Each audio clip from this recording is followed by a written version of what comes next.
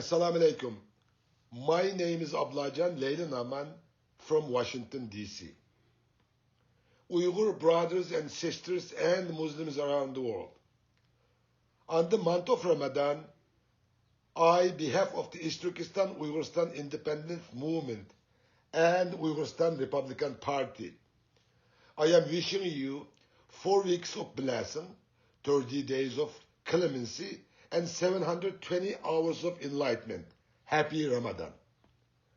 May Allah always guide you all throughout your journey in your life. I wish this Ramadan will infuse you with courage that will help you triumphant over the adversities of life. Also, we would like to pray for our freedom, liberty, and the full independence for Uyghurs. Thank you for all. During this holy month of Ramadan, I would like you to join us and sign the petition which we filed a couple days ago to the White House. The title of the petition is, "The United States of America should formally recognize East Turkestan Uyghurstan as occupied independent nation, created by us on April 22nd, 2020. The United States of America should formally recognize East Turkestan Uyghurstan as occupied independent nation.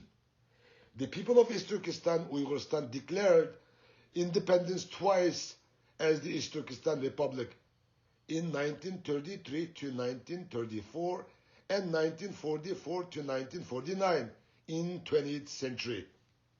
In 1949, overthrown by the People's Republic of China.